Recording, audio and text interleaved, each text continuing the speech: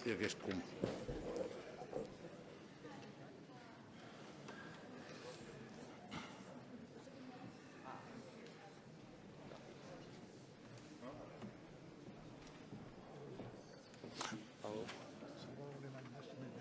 El senyor Miquel Lerín està aquí.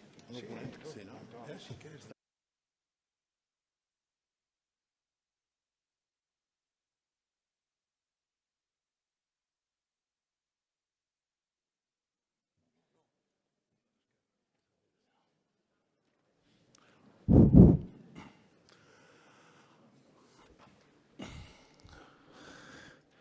Bona tarda a tots i a totes.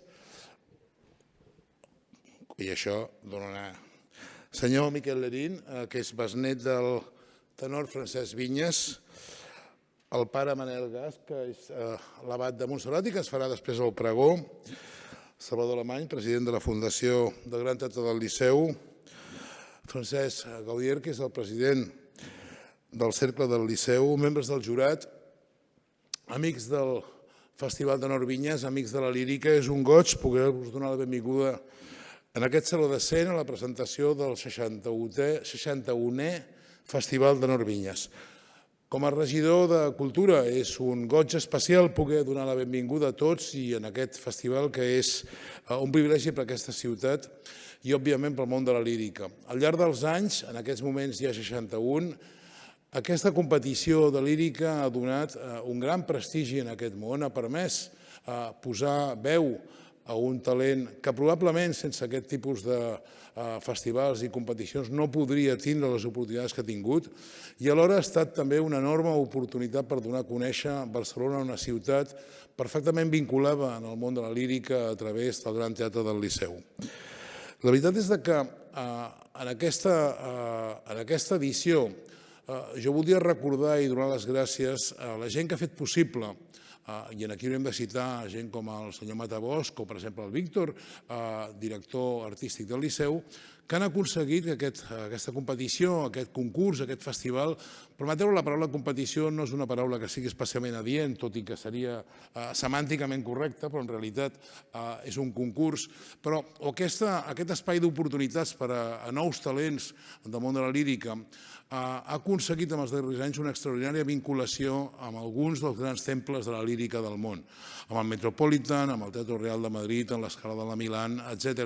I per tant és un goig que aquelles persones, aquells cantants que sorgeixen d'aquestes setmanes, aquestes 2 setmanes en què hi haurà aquest procés de selecció d'aquells que acabaran guanyant aquest concurs, tindran alguns d'ells l'oportunitat de poder-se foguejar també en grans espais de la lírica internacional, la qual cosa ens dona, jo crec, que una extraordinària fortalesa com a ciutat i com a festival.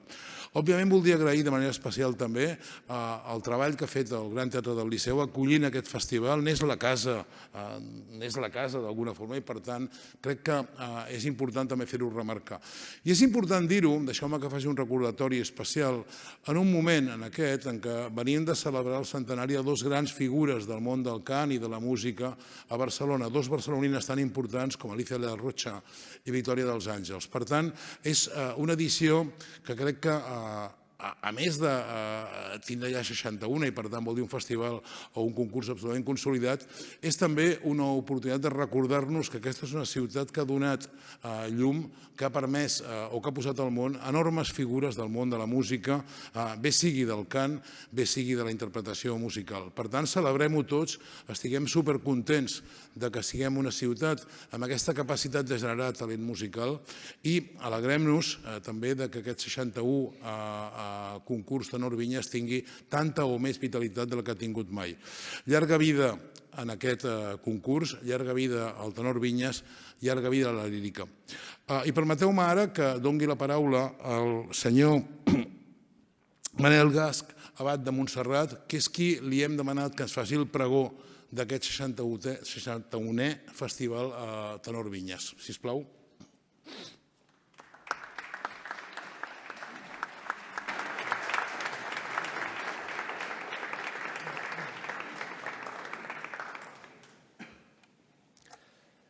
Il·lustríssim senyor Xavier Mercè, regidor de Cultura de l'Ajuntament de Barcelona, Senyor Salvador Alemany, president del comitè organitzador del concurs de la Fundació Francesc Vinyes i de la Fundació del Gran Teatre del Liceu, tots els altres membres del jurat, patrocinadors, protectors, organitzadors i voluntaris d'aquest concurs.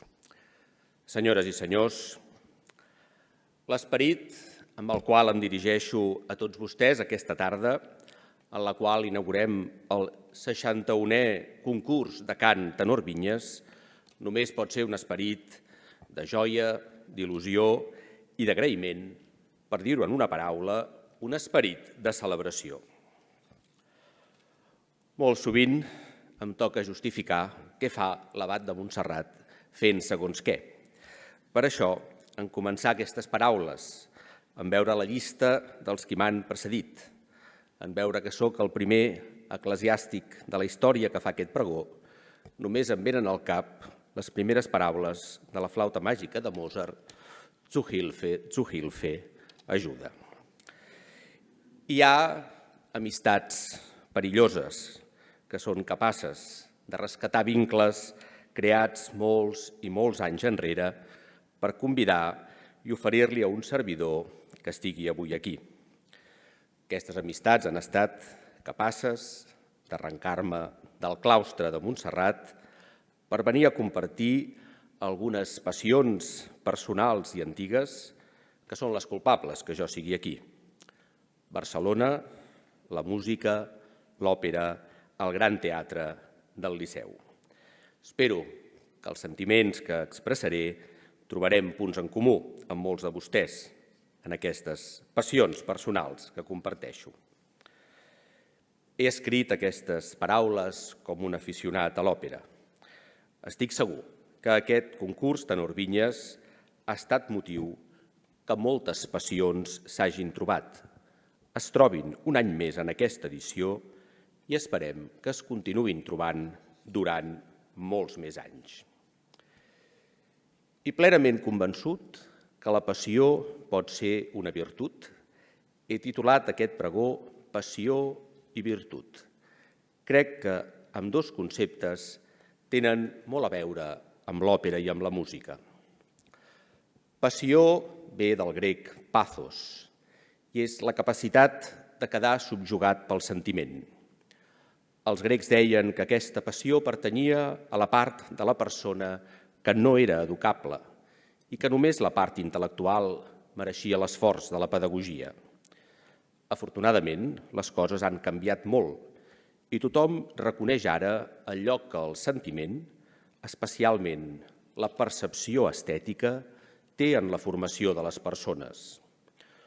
Un monjo de Montserrat, músic i teòleg, el pare Jordi Agustí Piqué, ha escrit una tesi doctoral on posa de relleu el valor de la percepció estètica com a instrument de coneixement, fins i tot teològic. Evidentment, la percepció de la bellesa és formativa. Deia un gran teòleg suís, Hans Urs von Balthasar, que la veritat és simfònica. I virtut, que vol dir força en llatí, també era una paraula grega, arete, que representava l'educació dels joves en tot allò que havia de servir pel seu futur, com va dir l'escriptor Werner Jäger en el seu llibre Paideia, els ideals de la cultura grega. Per això no tinc cap dubte de defensar que passió i virtut poden anar plegades i que la força de la passió estètica de la música i del cant són educables. I per això hi ha concursos que promouen l'educació del talent, com aquest concurs Tenor Vinyes, que també ens reporta i fa present la passió i la força amb la qual visqué ell i de les quals hi participen la seva família i tots els qui feu possible aquest concurs. Encara que sigui d'una manera molt breu, però el lloc imposa, voldria començar per una primera passió personal, que és Barcelona. El concurs Tenor Vinyes participa plenament del ser i del viure d'aquesta ciutat. Som el cor de Barcelona i és una passió compartida perquè vaig néixer a Barcelona, una passió per aquest barri gòtic per aquest Ajuntament, que s'edifica pocs metres del lloc on va néixer la meva àvia, al carrer Templers. Els van expropiar per fer la part aquesta, de principi del segle XX. I fins i tot una germana del meu tataravi va ser esposa d'un alcalde de Barcelona, un tal Manuel Porcari Tió, de mandat molt breu, el 1891 i el 1892.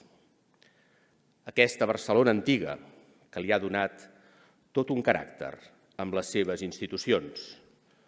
Però també sóc fill de la Barcelona que va acollir a una altra part de la família, vinguts a la dècada dels anys 20 del segle passat, de la Manxa i dels límits del País Valencià. Un professor meu a Roma deia que les úniques coses veritables són les que inclouen alguna cosa de les nostres biografies personals. Aquestes, ben acceptades, ens ajuden a mantenir sempre oberts els conceptes i la lectura correcta de la realitat en la qual vivim, sense deixar-nos portar per ideologies. La meva biografia m'ajuda avui a intentar comprendre la realitat tan plural d'aquesta ciutat, de les seves institucions, i a celebrar un camí que l'ha portada de ser provinciana a tenir un lloc en els destins internacionals de tants visitants. I dic tot això perquè d'aquest destí internacional hi participa plenament el concurs Tenor Vinyes. I ho fa des de molt abans que Barcelona tingués aquest lloc en el món, molt abans de la Barcelona olímpica. El concurs ja parlava de Barcelona a tot el món, demostrant que el seu vincle amb aquesta ciutat li ve per pròpia naturalesa, per la memòria d'aquest cantant impressionant que lligà la seva carrera a aquesta ciutat i als seus teatres d'òpera. Per això és important celebrar la fidelitat a la ciutat de tots els que han fet possible el concurs, de tots els que avui hi participeu, com a concursants, com a mecenes, com a voluntaris i de tots els que els seguiu. Tant de bo que en el nostre món la nostra societat civil de Barcelona continuï mantenint i fent possible iniciatives com la del concurs Tenor Vinyes. Passió, doncs, per una ciutat que demostra que té totes les capacitats de ser virtut, de ser força per la creativitat, per la novetat, per la bona voluntat de la seva gent. En un vídeo sobre l'edició del concurs de l'any passat vaig descobrir que el concurs també té voluntaris. Alguns deien que la seva tasca era l'acolliment dels participants. No vaig poder deixar de pensar en el plus d'humanitat i d'imatge d'un concurs que es preocupa per acollir bé els que hi participen i en com això parla també bé de la ciutat que els rep. I després de Barcelona parlaré sobretot de música. Dubto que algú dels qui som aquí no comparteixi la passió per la música. Si no existís la música, no seríem aquí. La música és una de les possibilitats més impressionants de la humanitat. Impressiona pensar, almenys a mi, que la veu humana sigui capaç de crear sons, amb un color diferent per a cada persona, que aquests sons puguin ser emesos harmònicament o no, que es puguin unir els uns als altres, que el geni humà hagi estat capaç de crear i inventar els instruments, algun d'ells tan complicats com un orgue, capaç d'emetre milers de notes diferents, que alguns altres hagin rebut el do de composar, la inspiració per a combinar tots aquests elements i crear música i deixar-la escrita, i en els darrers temps fins i tot enregistrada i disponible a totes hores a les xarxes socials. Donem per fet i per normal tot això, però crec que és bo a vegades prendre's una pausa i fer-nos-en conscients. El misteri de la música és el misteri de la diferència, de la distància, de l'interval sonor que hi ha entre dues notes.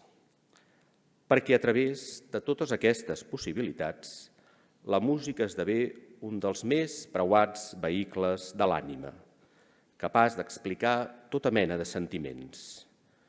La música com a passió es converteix al mateix temps en vehicle de passions. I en aquesta perspectiva, a alguns ens fascina especialment la veu humana. Quin instrument més apte per expressar-se que aquell que som nosaltres mateixos?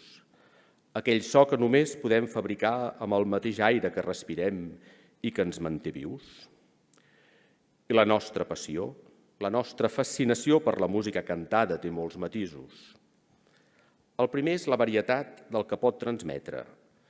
L'amor a Déu, l'amor entre els éssers humans, la ràbia, la por.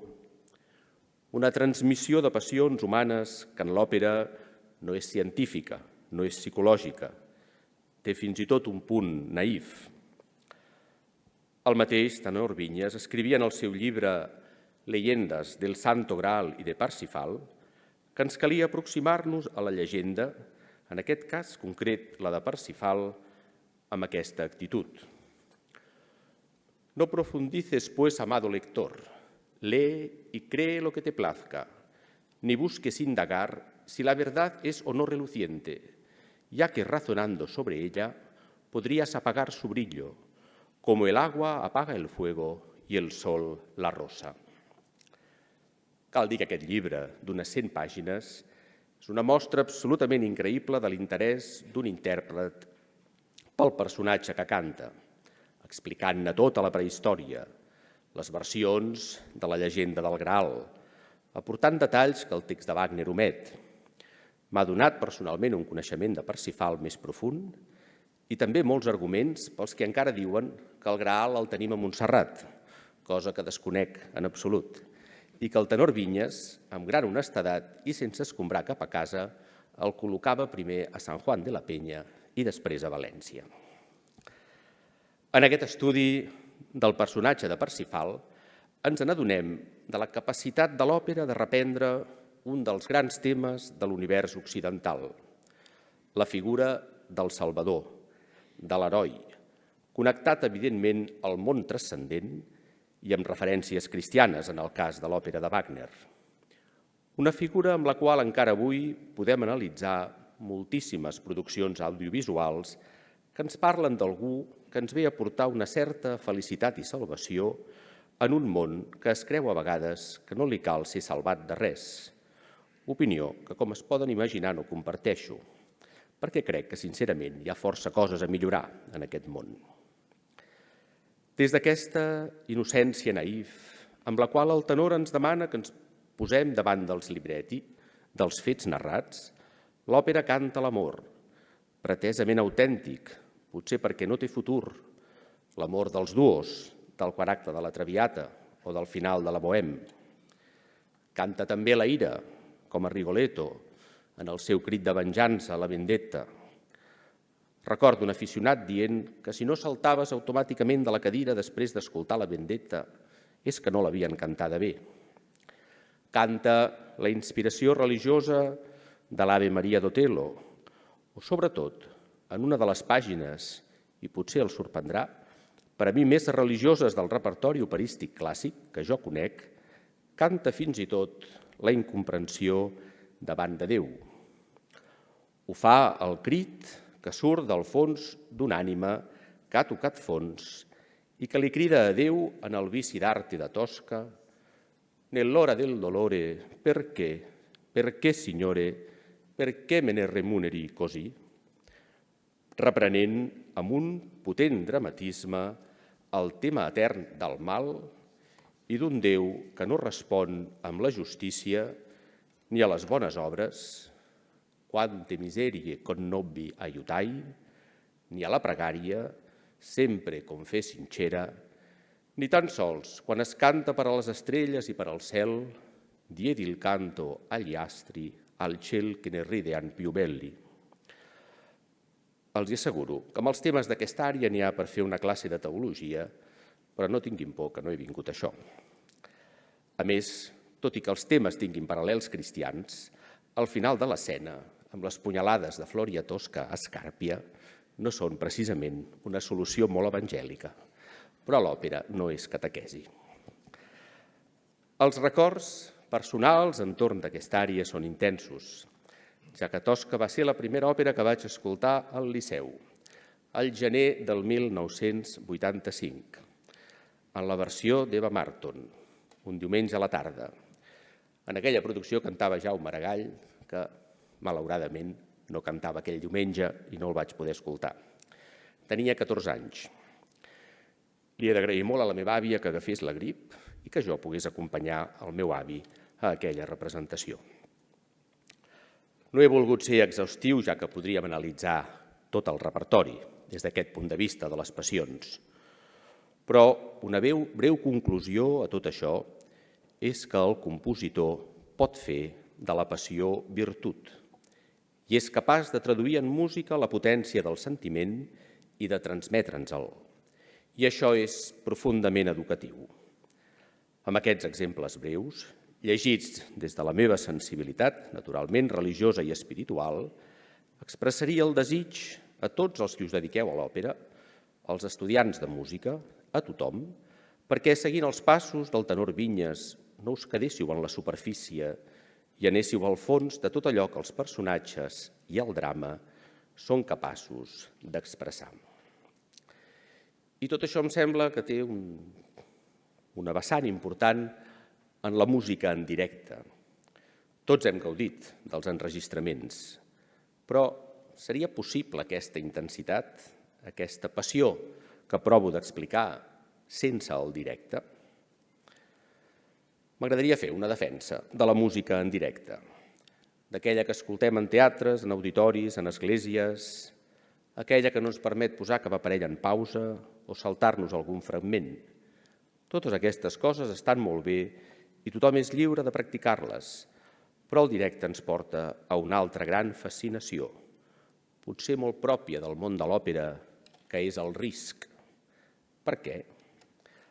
En primer lloc, perquè una part interessant de tota la música és temptar les possibilitats humanes i posar-les al límit. O no és posar al límit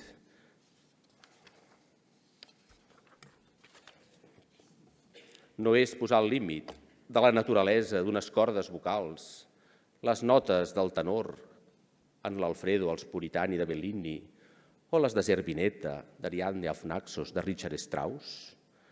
No és anar al límit de les capacitats pulmonars, acabar Don Carlo com va fer Montserrat Cavaller, amb un 6-5 sostingut durant 16 segons, al Metropolitan, l'any 1968. I tants altres exemples que ens impressionen, fins i tot quan els escoltem enregistrats. No voldríem això treure mèrit a totes les altres tasques de conjunt, no visibles, i que totes tenen un risc. Tot és bonic, però hi ha una mitologia entorn d'aquests moments especials, coneguts, que ens demostren a vegades les capacitats no sobrehumanes, però que a vegades ens ho semblen, dels grans cantants. I tot això ho veig connectat amb un enfocament molt contemporani, que és gairebé una mania personal, que és en aquest món nostre virtual, on serà tan fàcil inventar-se amb intel·ligència artificial un cantant que ho pugui fer tot. M'agradaria traçar una línia molt clara entre allò humà i allò artificial i reivindicar allò que és estrictament humà. Si ens deixem substituir per màquines, anirem cap a un món totalment fictici i crec que hi hauria d'haver espais lliures d'intel·ligència artificial. La interpretació de la música clàssica, de l'òpera, hauria de quedar protegida de tota aquesta tecnologia, tots i els seus avantatges. S'imaginen un concert on els instruments els toquin robots, o encara millor que estiguin programats per tocar sols? O una producció d'òpera amb robots, en la qual saps que tot serà perfecte, que l'únic risc és que falli el programa o se'n vagi la llum? Diria que no, si us plau, tot i que no estic segur que no ho arribem a veure algun dia. Però la música en directe té aquesta màgia que no podem substituir. Si ho féssim i els robots vinguessin a ocupar els escenaris, segurament perdríem tota l'emoció.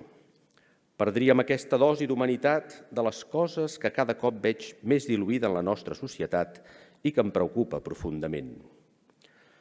A la passió d'aquest directe correspon la virtut de fer-lo possible. A la passió de fer música en directe corresponen les virtuts de l'esforç i de la humilitat. On està la capacitat de cantar, de ser apte per interpretar, per assumir aquest risc del directe, del qual els hi parlava ara mateix? En una societat com la nostra, la bona interpretació musical continua sent un terreny lliure d'aquell relaxament que sembla que ha envaït una bona part de l'educació i on sembla que el valor de l'esforç és massa secundari. A cap gran intèrpret, a part del talent natural, tothom sap que no se li estalvia res, cap esforç. He estat 5 anys responsable de la nostra escolania. Els puc dir que els millors músics professionals que n'han sortit, tots tenien talent, però tots treballaven molt ja de nens. Em va sorprendre, escoltant un reportatge, que Maria Callas treballava i estudiava 8 hores cada dia. La música i l'òpera demanen esforç. Són elles mateixes reivindicació de l'esforç. I aquest esforç cal mantenir-lo sempre. Deia Pau Casals, si toco un dia, ho noto jo. Si no toco 3 dies, ho noten els crítics. Si no toco una setmana, ho nota tothom.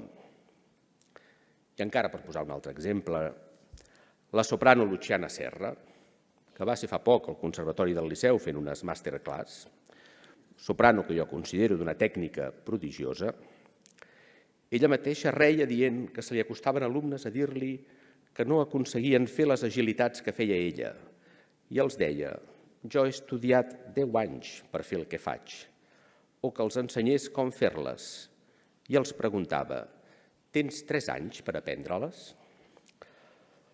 El concurs Tenor Vinyes vol precisament valorar, premiar, estimular l'esforç dels que encara avui emprenen el camí arriscat, dur, guiat per l'esperança i que en el cas d'anar molt bé, un camí que no tindrà en cap cas que jo conegui les recompenses, per exemple, d'alguns esportistes, el camí de ser cantants.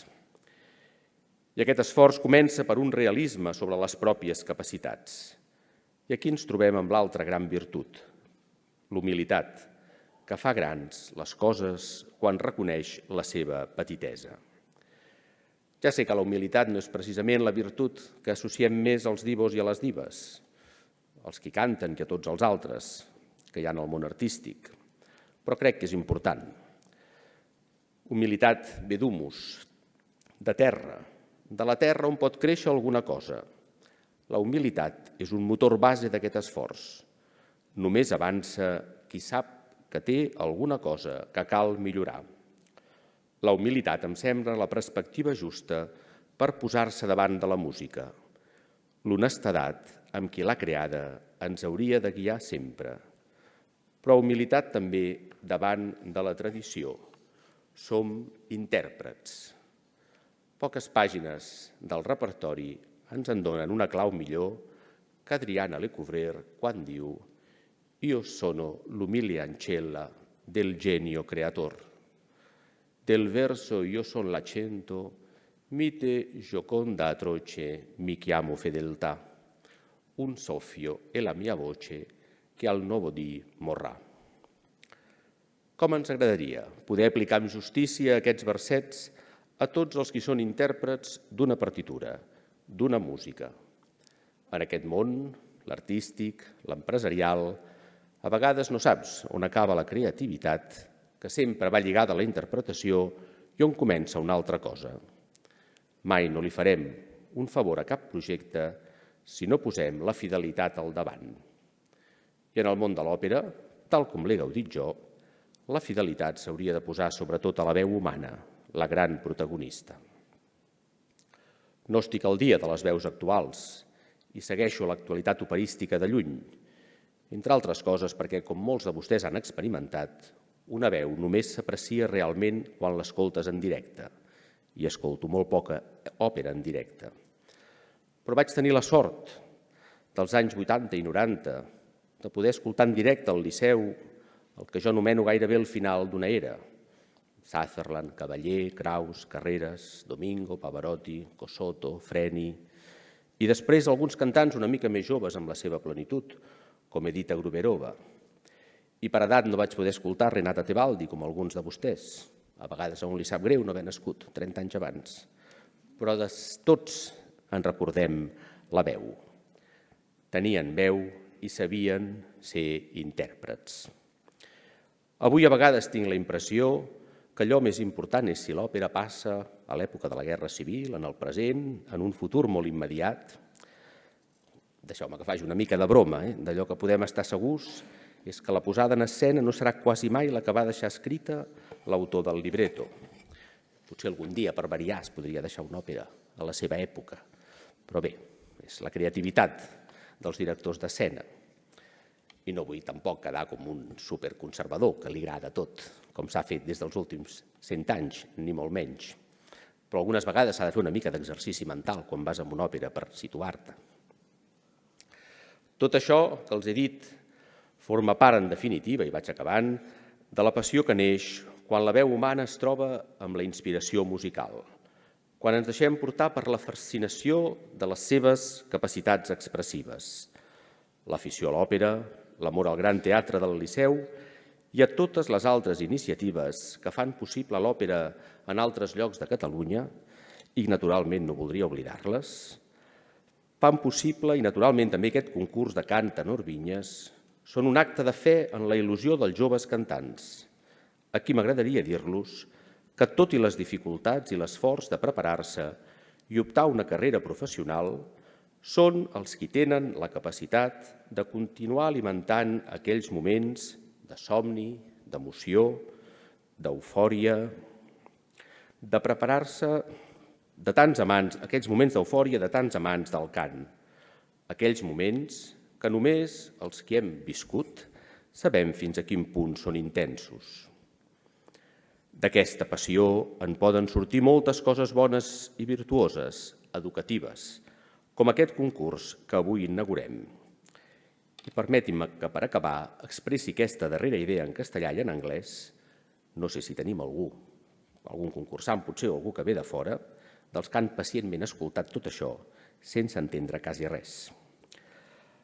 A todos los que me habéis escuchado, he intentado en estas palabras describir la pasión que la música y la ópera pueden despertar, afirmando que tal pasión puede ser virtud, en el sentido que es fuerza educativa. Valoro la humildad y el esfuerzo de todos los que emprendéis el duro camino del estudio del canto y aspiráis a ser un día, también vosotros, transmisores de estas pasiones que la ópera narra y que crean para nosotros, los aficionados, tantos momentos de emoción insustituible. Entiendo el concurso Viñas como un estímulo y un premio a vuestro esfuerzo. Estar aquí y llegar es ya la primera recompensa. Mucha suerte ante todo lo que tenéis delante los próximos días. To all of you who have listened to me, especially the singers and contestants, I have tried in these words to describe the passion that music and opera can awaken. I am convinced that such a passion can be strength, in the sense that it is an educational force.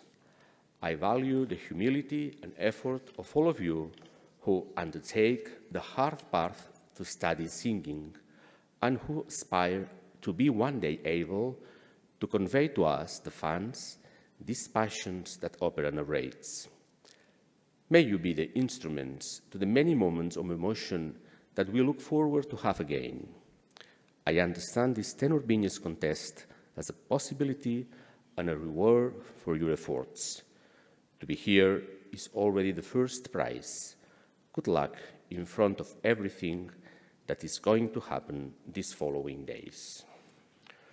Només he volgut, amb aquestes paraules, reivindicar la passió i la virtut, lligades a la música i a l'òpera, a la capacitat educativa que aquestes tenen i que ens introdueixen al camí de l'esforç personal dels qui aprenen, sempre des de la humilitat de ser intèrprets i en la fidelitat a allò que reproduïm. Tots els valors que aquest concurs Tenor Vinyes vol mantenir vius i que confiem que així serà per molts anys més. Tota la sort als participants, gaudeixin-lo els qui hi participaran de qualsevol altra manera i moltes gràcies a tots vostès per la seva atenció i quedem-nos amb la música i amb l'òpera.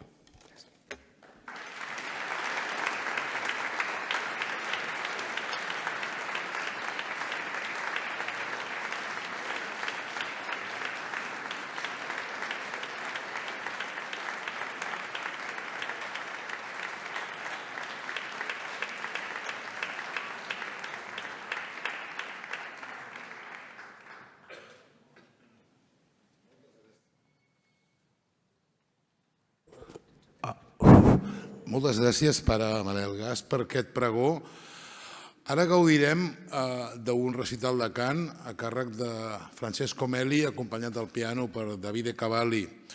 És la millor manera, crec jo, de començar aquest 61è concurs Tenor Vinyes. Sisplau.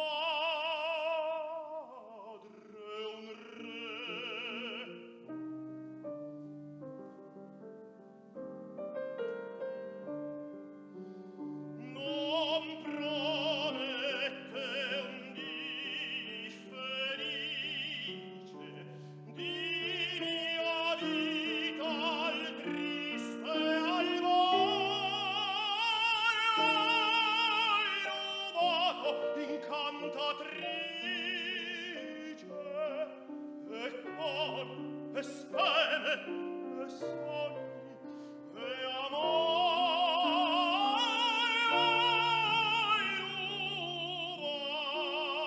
rubato, speme e sogni, amor. Ahimè,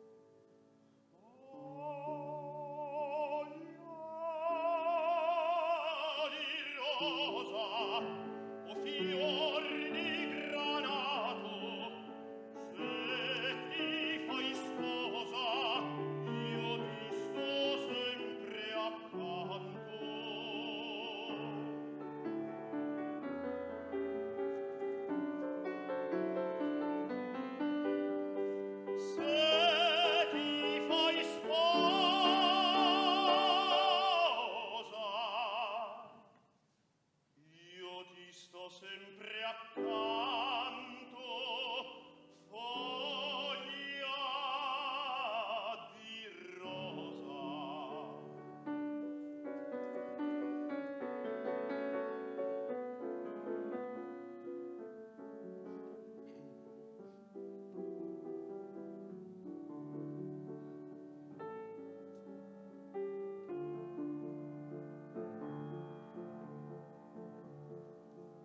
Domani avrei